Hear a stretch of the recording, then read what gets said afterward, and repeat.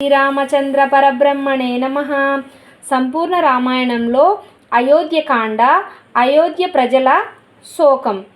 తామసా నది వద్ద వీడింది. గుహుని ఆతిథ్యం, సుమంత్రుని వీడ్కోలు. కథ వివరణ. రాముడు, సీతాలక్ష్మణుడు సమస్త సంపదలను దానం చేసి కాలినడకన అయోధ్య వీధుల గుండా దశరథ మహారాజు యొక్క ప్రసాదం వైపు బయలుదేరారు. అలా రాముడు సాగిపోవటానికి కొందరు పురజనులు ఏడంతస్తుల మేడల మీద నుంచి మరికొందరు వీధులలో గుమ్మికూడి చూస్తున్నారు. వారంతా ఎంతగానో వ్యాధభరితులైనారు. ఇంతకు ముందెన్నడూ బయట అడుగుపెట్టని ఎరుగని సీతను ఈనాడు సామాన్య మానవులు కూడా చూడగలుగుతున్నారంటే ఇంతకంటే దురదృష్టం ఉందా? మనమంతా సకుటుంబంగా రాముని వెంట వెళ్దాము. అప్పుడు అయోధ్య నిర్జనారణ్యంగా మారిపోయి అరణ్యమే గొప్ప జనవాస ప్రాంతంగా, నగరంగా మారుతుంది అంటూ వారు విలపించారు. అంతటి రాముడు, నాన్నగారు, మీ దగ్గర వీడ్కోలు తీసుకుందామని వచ్చాను. సీత, లక్ష్మణులతో కలిసి అరణ్యాలను వెళ్ళటానికి దయచేసి నన్ను అనుమతించండి అన్నాడు. దశరథుడు ఎంతో దుఃఖం పొందాడు. నన్ను బంధించి రాజు రామా, నన్ను విడిచి వెళ్ళకు పుత్రా అని బిగ్గరగా ఏడ్చాడు. మీ మాట నిలబెట్టడం నా కర్తవ్యం అని ఓదార్చే ప్రయత్నం చేశాడు. సుమంత్రుడు కైకేయి ఎన్నో మాటలు అన్నాడు. ఆనాడు అంతఃపురంలో ఒక్క కైకేయి తప్ప అంతా విపరీతమైన శోకం పొందారు. ఎంత చెప్పినా రాముడు వినడు అని సమస్త రాజభోగాలు, సైన్యము రాముని వెంట వెళ్ళేలా సిద్ధం చెయ్యి అని సుమంత్రునితో అన్నాడు దశరథుడు. రాముడు, ఇవేమీ నాకు వద్దు, తాపసీ వలె వెళ్తాను, అదే ధర్మం అన్నాడు. కైకేయి పరిచారికులు నారవస్త్రాలు తెచ్చి వాటిని ధరించేలా చేశారు. సీతమ్మ కట్టుకోలేక పోతే పైన చుట్టాడు రాముడు. కౌసల్యాదేవి, రామా, నీవు ఎప్పుడూ ధర్మం ఎందే ఉండు, అదే నిన్ను కాపాడుతూ ఉంటుంది అని రక్ష పెట్టింది. అందరి దగ్గర సెలవు తీసుకొని అరణ్యవాసానికి సీతారామ లక్ష్మణులు ముగ్గురు బయలుదేరారు.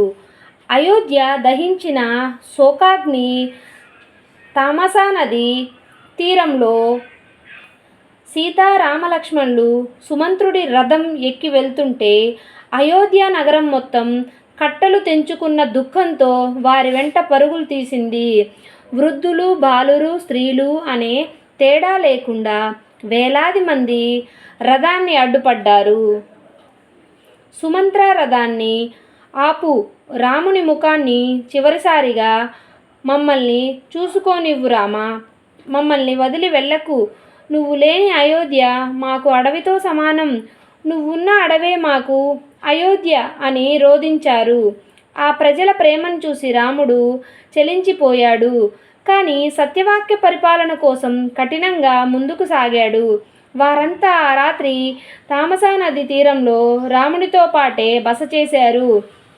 అలసిపోయిన ప్రజలంతా గాఢ నిద్రలోకి జారుకున్నారు. రాముని వ్యూహం. ప్రజలను విడవటం అర్ధరాత్రి దాటాక రాముడు లేచాడు. నిద్రిస్తున్న ప్రజలను చూసి, వీరు నాపై ప్రేమతో ఇలా వస్తే వీరిని అడవిలో పోషించడం కష్టం, పైగా రాజ్యానికి భరతుడి సేవ చేయడం వీరికి ధర్మం అని భావించాడు. ప్రజలు అయోధ్యకు తిరిగి పంపడానికి ఒక ఉపాయం ఆలోచించాడు. సుమంత్రుని పిలిచి, సుమంత్ర, రథాన్ని కొంత దూరానికి ఉత్తర దిశగా పోనిచ్చు, అక్కడ చక్రాలు గుర్తుపడేలా చేసి మళ్ళీ వేరే దారిలో వెనక్కి తీసుకురా. ప్రజలు ఉదయాన్నే లేచి ఆ గుర్తులను చూసి నేను అయోధ్య వైపు వెళ్ళానని భావించి తిరిగి వెళ్తారు అని చెప్పాడు. అలా గుండె దీటవున చేసుకొని ప్రజలను నిద్రలోనే వదిలి ముందుకు సాగాడు.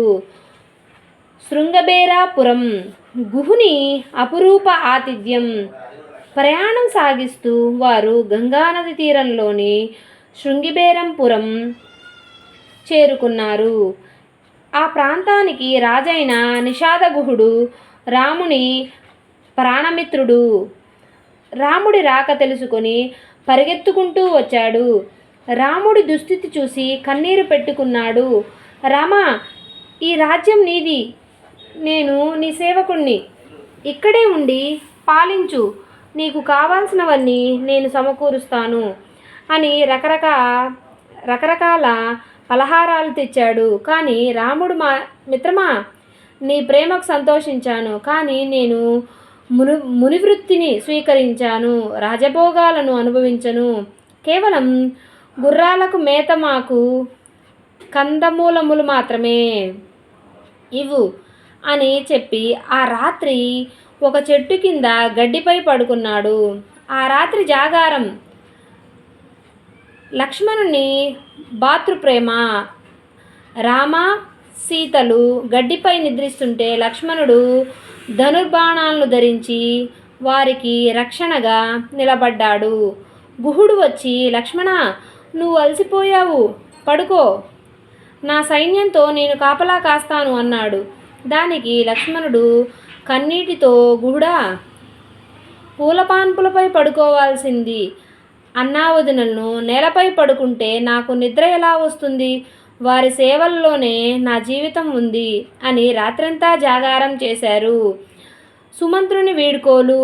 మరుసటి రోజు ఉదయం వారు గంగను దాటడానికి సిద్ధమయ్యారు. ఇకపై రథం అవసరం లేదని, తిరిగి అయోధ్యకు వెళ్ళమని రాముడు సుమంత్రునికి ఆదేశించాడు. సుమంత్రుడు బోరునా ఏడ్చాడు. ఖాళీ రథంతో వెళ్ళి దశరథుని ముఖం ఎలా చూపించాలి రామా అని విలపించాడు. రాముడు అతన్ని బలవంతంగా ఒప్పించి పంపాడు. గుహుడు తెచ్చిన పడవలో గంగను దాటుతుండగా సీతమ్మ గంగాదేవికి నమస్కరించి తమ వనవాస క్షేమంగా ముగిసి తిరిగి వచ్చేలా దీవించమని ప్రార్థించింది. జై శ్రీరామ్. ఎంతో భావోద్వేగ ఘటన.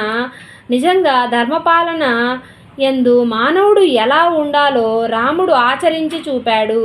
దీన్నే భగవత్ కథగా చూడకండి, మానవ చరిత్రగా చదవండి. ఇప్పుడు జీవితాలు మారుతాయి. గొప్పగా సమాజంలో మెలగడానికి ఇదొక మంచి అవకాశం. జై శ్రీరామ్.